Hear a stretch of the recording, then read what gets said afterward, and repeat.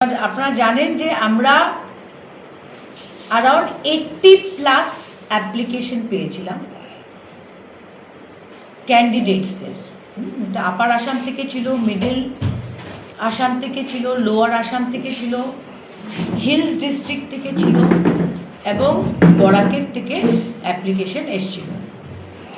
কিন্তু আলটিমেটলি যেটা নেত্রীর ডিসিশন ছিল যে অপোজিশন ইউনিটির দিকে তাকিয়ে এতগুলো সিট খেললে একটা ভুল মেসেজ যেতে পারে আসামে, তাই বলে আমরা এটা কমিয়ে যেখানে আমাদের সংগঠন আছে, যেখানে আমাদের যোগ্য প্রার্থী আছে, যেখানে আমাদের কাস্ট অ্যান্ড কমিউনিটিকে রিপ্রেজেন্টেশন দেওয়ার দরকার আছে, এই একটা 3টা জিনিসের ফর্মুলা নিয়ে আমরা 23টা নাম 23 নেমস আমরা ফাইনাল করে কলকাতায় পাঠিয়েছিলাম।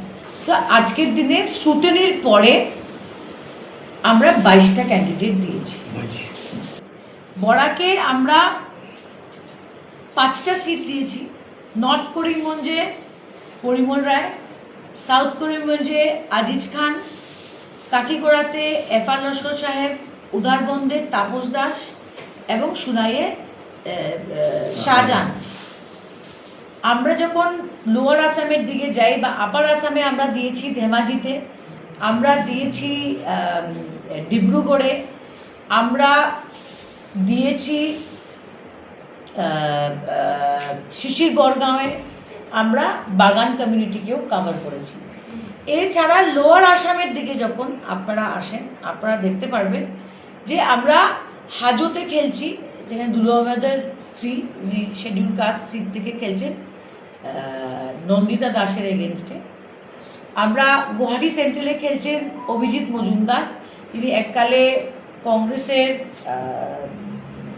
মেয়র প্রজেক্ট হয়েছিলেন।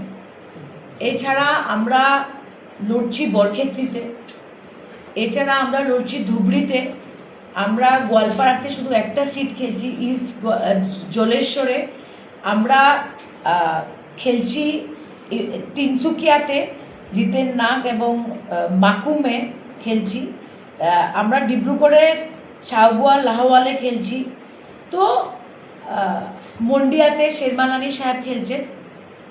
আমি আপনাদের একটা কাস্ট কমিউনিটির ব্রেকআপ দিয়ে দিতে চাই। হ্যাঁ, মেজরিটি আর মাইনরিটির সংখ্যাটা যদি দেখা যায় 22-র মধ্যে 7 আর মাইনরিটি, ব্যালেন্স আর অ্যাসামিজ হিন্দু, পলাশবাড়িতে নাথ কমিটি, ওবিসি আছে, আদিবাসী আছে এবং প্লিজ নোট আমরা টি গার্ডেন থেকে একটা নেগলেক্টেড সেকশন থাকে খ্রিস্টান টি ট্রাইবস, আমরা ডিব্রুগড়ে খ্রিস্টান টি ট্রাইব দিয়েছি। আমরা পুরো চেষ্টা করেছি কাস্ট অ্যান্ড কমিউনিটি ব্যালেন্স করে দেওয়া। দ্যাট আমরা কংগ্রেস ব্যাকগ্রাউন্ডের মানুষ এনেছি, আমরা লুরিন জ্যোতির পার্টির থেকে ধেমাজির ক্যান্ডিডেট এনেছি, আমরা ডিব্রুগড়েও কংগ্রেস থেকে মানুষ এনেছি, কিন্তু আমাদের কাছে অজস্র ভারতীয় জনতা পার্টির যারা রিবেল গ্রুপ, যারা মানে বিদ্রোহ করেছে, অনেক ফোন এসছিল। কিন্তু আমাদের এটা ডিসিশন ছিল যে আমরা বিজেপির থেকে কেউকে এনে টিকিট তৃণমূল কংগ্রেসে দিব না। কারণ আমি বিগত 5 বছরের যে রাজনীতিটা দেখতে পেরেছি, বিজেপির থেকে যারা অন্য কোনো দলে যায় এটা অলমোস্ট 100% শিওর যে জিতার পরে ওরা বিজেপির পুরো চান্স থাকে। কারণ আসামের রাজনীতিতে যে পরিস্থিতিটা তৈরি হয়েছে, মানুষ বুঝতেই পারছে না কে কংগ্রেস আর কে বিজেপি। আজকের দিনে সবচেয়ে বড় প্রশ্ন চিহ্ন যদি মানুষের মনের ভিতরে থাকে সেটা হলো ক্রেডিবিলিটি, ট্রাস্ট ডেফিসিটটা হাই হয়ে গেছে।